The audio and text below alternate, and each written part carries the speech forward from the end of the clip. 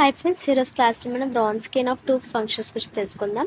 So ఇక్కడ ఈ two functions అంటే మనకి y1 y2 అనేవి ఉంటాయి. అదే నార్మల్గా మనకి టూ ఫంక్షన్ కాకుండా బ్రాన్స్కియన్స్ ఆఫ్ ఫంక్షన్స్ అని అంటే అక్కడ నెంబర్ ఆఫ్ అంటే ఇన్ఫినిటీ నెంబర్ ఆఫ్ అనేవి ఉంటాయి అన్నమాట. n నెంబర్ ఆఫ్ ఫంక్షన్స్ అనేవి ఉంటాయి.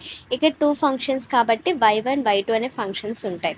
ఓకేనా. సో ఇక్కడ ఇది ఏంటి అంటే నార్మల్గా ఇది డెట్ అనమాట. సో ఈ డెట్ కూడా ఎలా చేస్తాము, మనకి టూ ఫంక్షన్స్ y1 y2 అనే టూ ఫంక్షన్స్ ఇస్తారు. సో ఈ y1కి y2కి మనం ఏం చేయాలి, డిఫరెన్షియేషన్ చేయాలి. సో డిఫరెన్షియేషన్ చేయటాన్ని ఏమంటాం, ఇక్కడ y1 డాష్ y2 డాష్ అంటాం. సో ఈ y1 y2 and y1 dash y2 dash ఈ ఫోరిటికి కలిపి మనం ఏం చేయాలి, డెట్ చేయాలి. ఈ డెట్ చేశాక ఈ వచ్చిన ఈ వాల్యూ అనేది ఈక్వల్ టు 0 అయితే మనం ఆ y1 y2 అనే ఫంక్షన్స్ని ఏమంటామంటే లీనియర్లీ డిపెండెంట్ అంటాం. ఒకవేళ ఈక్వల్ టు కాకపోతే ఈ y1 y2 అనే ఫంక్షన్స్ని లీనియర్లీ ఇండిపెండెంట్ అంటమాట.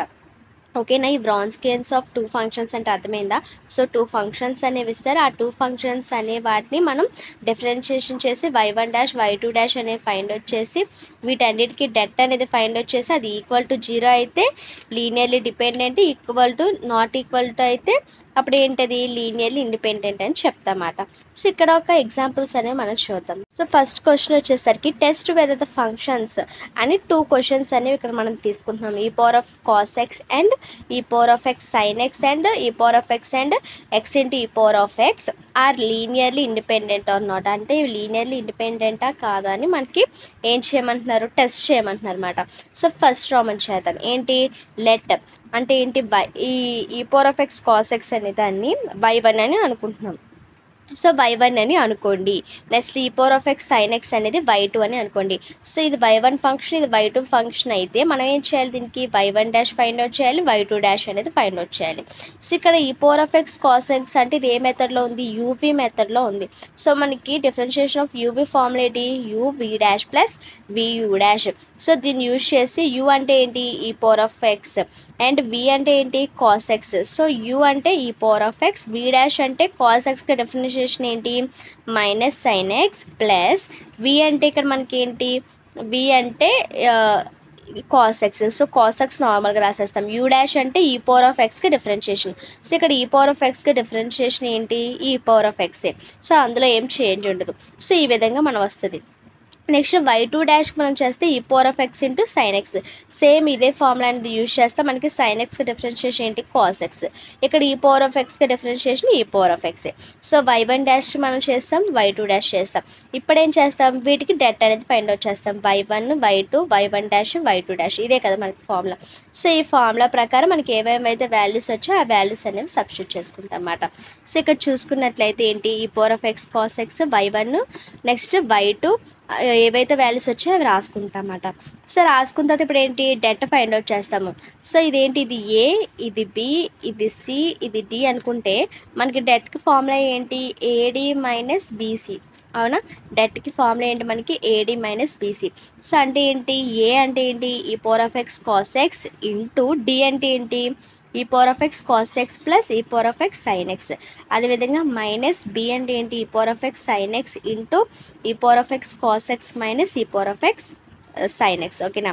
సో ఇక్కడ చూసుకున్నట్లయితే ఇక్కడ మనకి ఏంటి కామన్ ఉంది, ఈ పవర్ ఆఫ్ ఎక్స్ అనేది కామన్ ఉంది.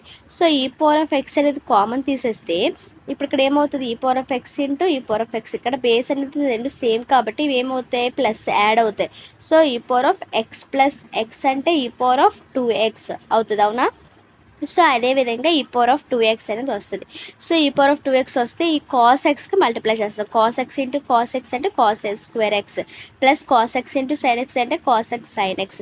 అదేవిధంగా ఇక్కడ కూడా ఈ పవర్ ఆఫ్ ఎక్స్ అనేది కామన్ తీస్తే sin x into cos x sin x cos x. So ఇక్కడ ఏంటి మనకి minus sin x into sin x అంటే సైన్ స్క్వేర్ ఎక్స్. ఓకేనా.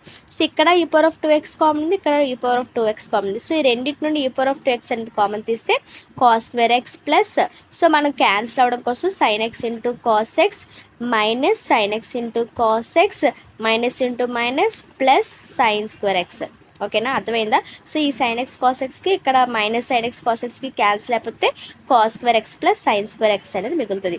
మనకి తెలుసు cos square x plus sin square x equal to 1 అని తెలుసు. సో e⁻2x ఇంటూ 1 అంటే e⁻2x. So it is not equal to 0. It is equal to 0 కాదు, not equal to 0. కాబట్టి ఇప్పుడు ఏంటి, y1 and y2 are linearly independent అని చెప్తా. ఓకేనా, మనం ఏదైతే వర్కింగ్ రూల్ చూస్తామో దాని ప్రకారం డెట్ అనేది ఫైండ్ అవుట్ చేస్తాము. సో డెట్కి రూల్ ఏంటి, ఏడి మైనస్ బీసీ. ఓకేనా, సో ఏడి మైనస్ బీసీ ప్రకారం చేస్తే ఇక్కడ e⁻2x అని కామన్ తీసుకున్నాం అంతే. ఓకేనా, ఇక్కడ నాట్ ఈక్వల్ టు 0 ఎందుకంటే ఇది లీనియర్ ఇండిపెండెంట్. సో అదేవిధంగా సెకండ్ రో మనం చూసినట్లయితే y1 అంటే e⁻x, y2 అంటే x ఇంటూ e⁻x. మరి y1 డాష్ అంటే ఏంటి, e⁻xకి డిఫరెన్షియేషన్ e⁻x. మరి y2 డాష్కి ఇదేంటి, మళ్ళీ ఇది uv మెథడ్లో ఉంది. So uv dash plus vu dash. So ఏంటి ఇప్పుడు u v dash plus vu dash కదా. u అంటే ఏంటి ఇక్కడ x, మరి v డాష్ అంటే ఏంటి e⁻xకి మళ్ళీ డిఫరెన్షియేషన్ అంటే e⁻x. నెక్స్ట్ v ఏంటి ఇక్కడ మనకి uv డాష్ కదా, అంటే uv డాష్.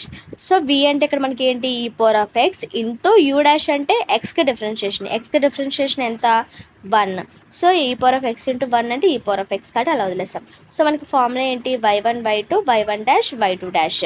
సో ఇప్పుడు ఇందులో సబ్స్టిట్యూట్ చేస్తాం. సో ఆ ఫార్ములా ప్రకారం మనకి ఏవైతే వాల్యూస్ ఉన్నాయో ఆ వాల్యూస్ అన్ని వేసుకొని ఏడి మైనస్ బీసీ అనే ఫార్ములా అనేది అప్లై చేస్తాం. సో ఇక్కడ కూడా సేమ్, ఇక్కడ e⁻x ఉంది, ఇక్కడ e⁻x ఉంది కాబట్టి e⁻x అనేది కామన్ తీస్తే ఈ రెండింటిని మనం యాడ్ చేస్తే e⁻2x అనేది అవుతుంది. సో ఇక్కడ కూడా ఏంటి, లోపల e⁻x అనేది ఉంది. So e⁻x into e⁻x. So ఇది కూడా సేమ్ అవుతుంది అన్నమాట e⁻2x అని.